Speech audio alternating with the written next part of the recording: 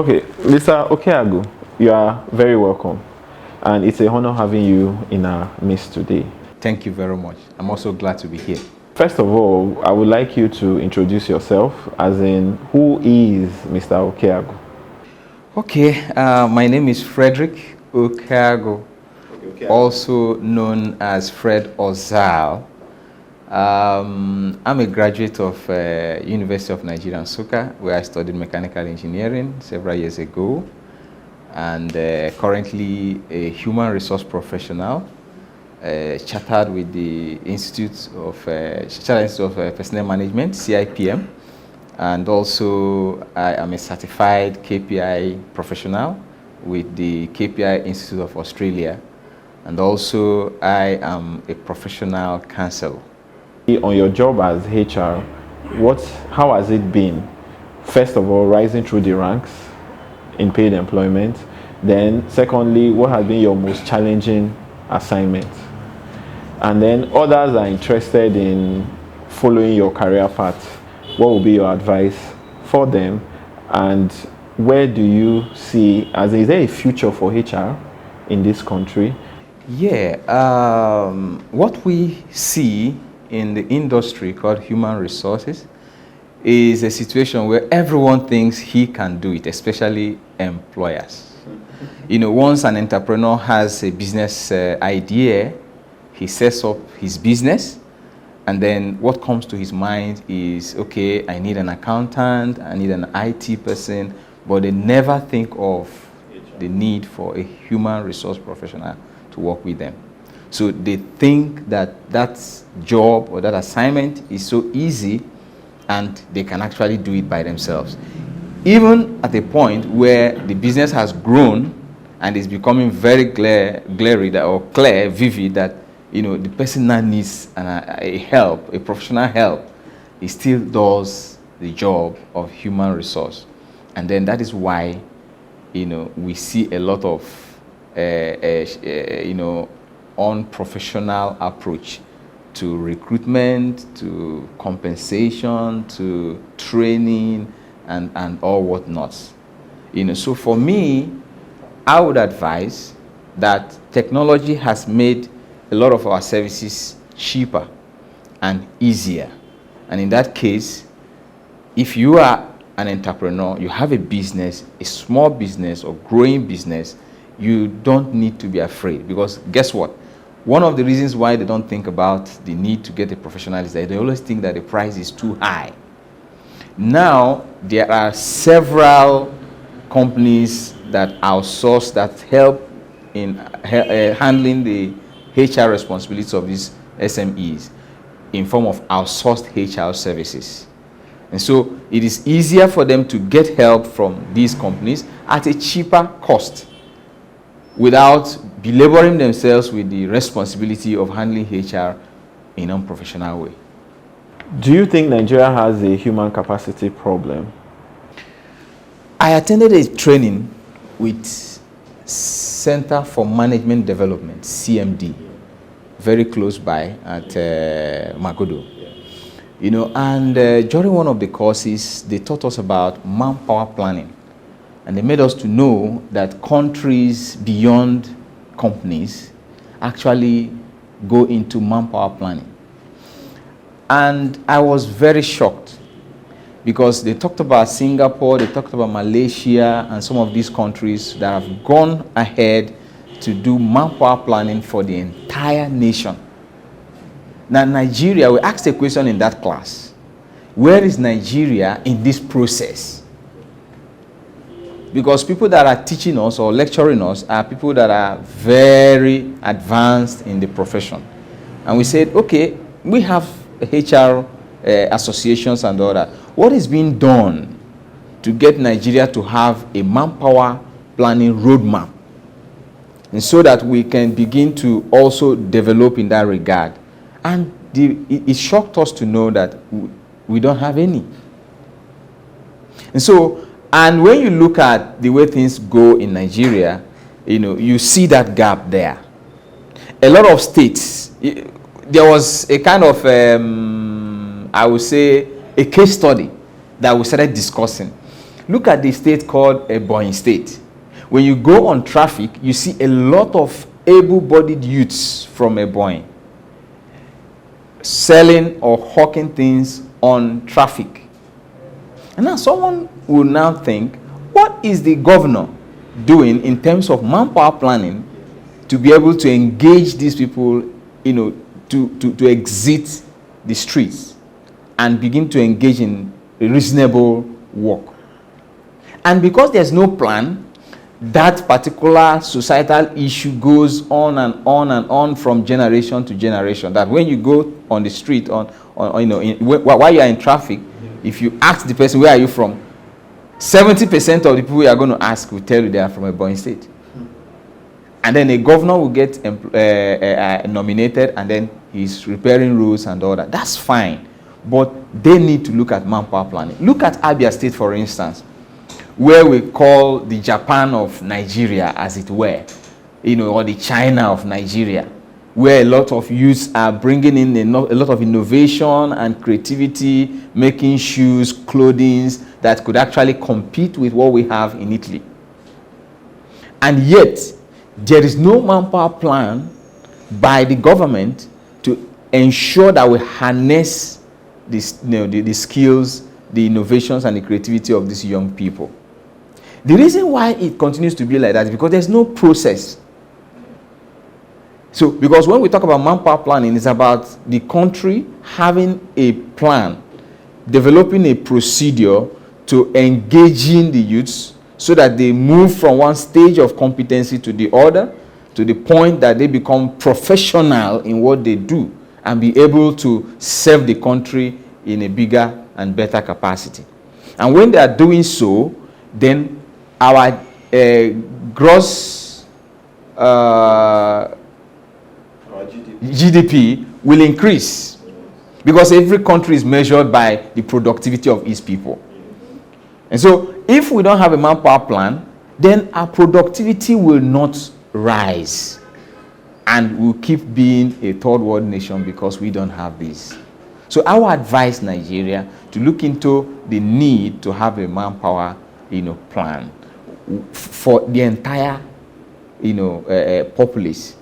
The same way we must run, when we begin to run Nigeria like serious-minded corporate heads do their companies, Nigeria will definitely be better.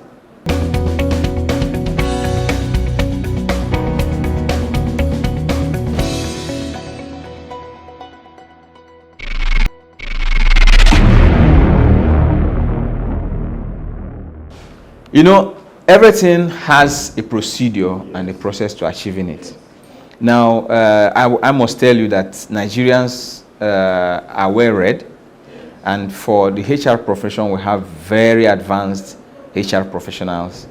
So what I would advise the country and any state that is interested in taking the lead in this regard is to have a serious-minded meeting with the institute, Chartered Institute of Personnel Management, CIPM. And then we will be able, the body or the association will be able to galvanize or pull people together who are experienced to handle this. Now they're going to go, a lot of things they are going to do is to get feedback, like surveys, questionnaires, to know where we are at this point. And then we begin to look at, what are the strengths and weaknesses, the opportunities and the threats that abound in a certain area or in a certain populace or in a particular state, because every state has a manner of trait or that you see that is visible in that place. For instance, when you go to the east, you know that they are very enterprising. So they begin to look at, how do we harness that enterprising nature of these people?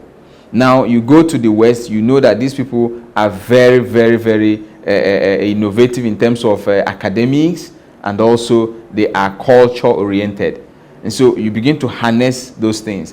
Areas that we have tourism, attraction and all that, how do we plan people in that region to also begin to understand that these natural giftings they have here can be, they can explore it to bring in more revenue for the state.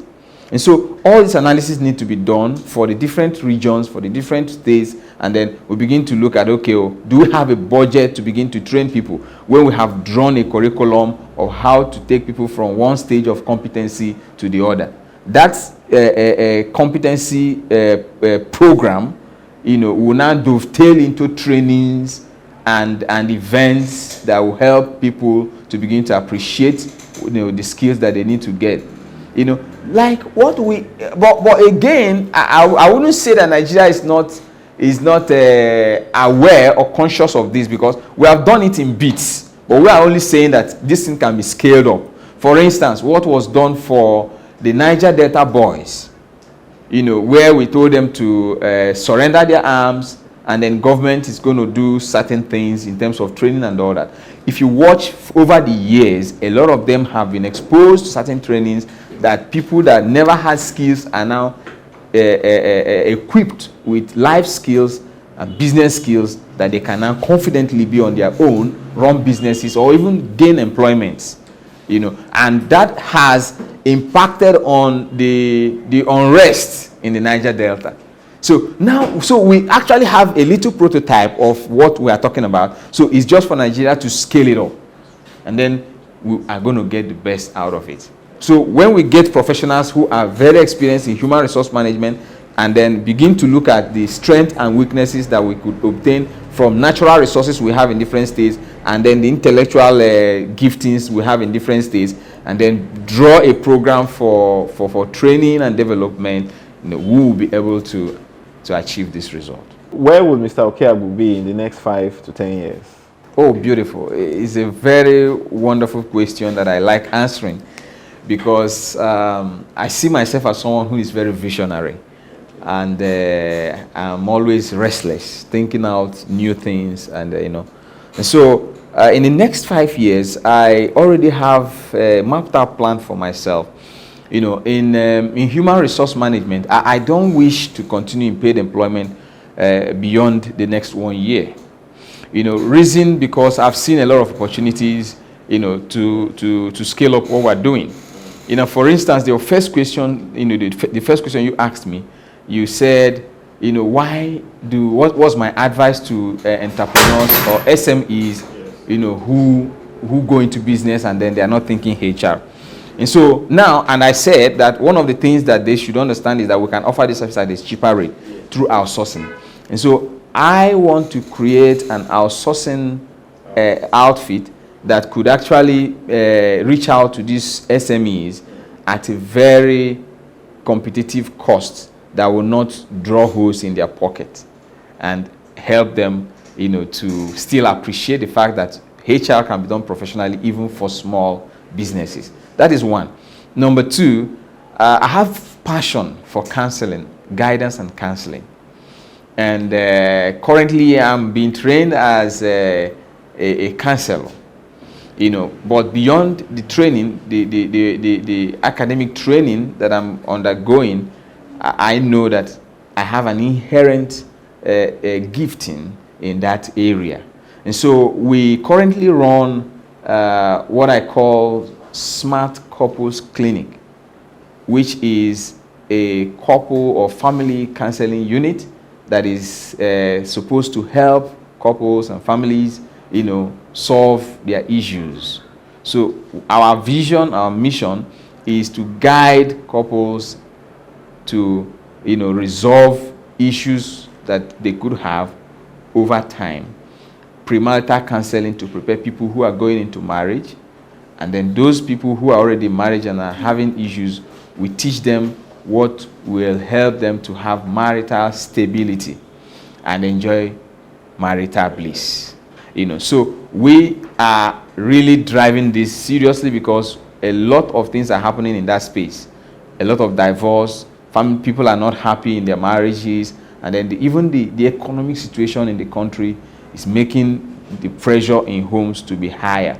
And then they need someone to talk to. They need someone to advise them. They need someone to guide them, and all that. So we are heavy in this regard to ensure that we save as many marriages as we can.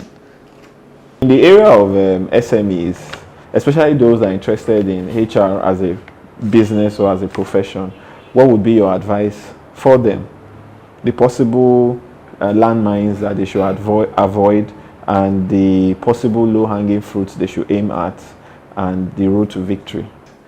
I would say that having been in human resource function for an upward of 14 years, I will encourage every business owner to take the human resource profession serious, because as I always say, your people are your greatest strategic advantage in your business. And guess what? In this new age, technology has come to take care of so many things, but it can't replace your people. And so innovation, creativity is driven by people. Even though we can do automation for a lot of our operational features or things that we do operationally, the innovation and creativity that is required to move that business to the next level will take your people.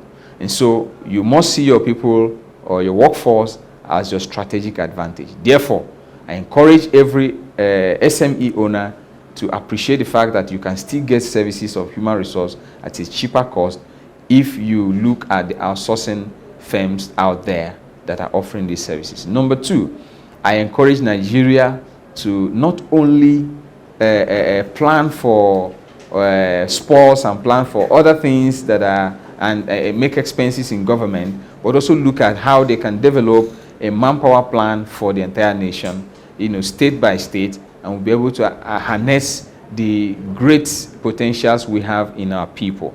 Because greatly, if you watch what is happening, when our people go outside, they make marks there. And so Nigeria can as well encourage these people so that we'll stop bleeding talent in Nigeria and allowing our young people to step outside the shores of the country and make impact elsewhere rather than here. And then I'll say, if your marriage is going through turbulence, if your marriage is going through issues and you need someone to talk to, you actually have a wonderful place to go, and that is Smart Couples Clinic.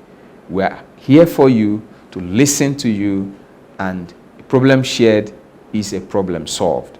You wouldn't need to allow that marriage to sink or go down the drains or break. There is solution for you. Just share with us, and by the grace of God, you're going to get insights that will help to stabilize your marriage and keep it on the go. Thank you. Thank you once again for joining us again today for another session of Voice for SME. Today we were talking with the HR experts in the person of Mr. Fredrick Okeagu. And like he said, there is no company, no matter the kind of strategy they have that will succeed without the human element. And one of the key people you need there is the human resource person to manage that function. Otherwise, the company will still go down. There will always be issues and fires that needs to be burnt. And also, let's remember, one of the keys to success for any nation is effective manpower planning. So till next time we see you again, my name remains Ayo Emahiome, and bye from Voice for SME. Thank you.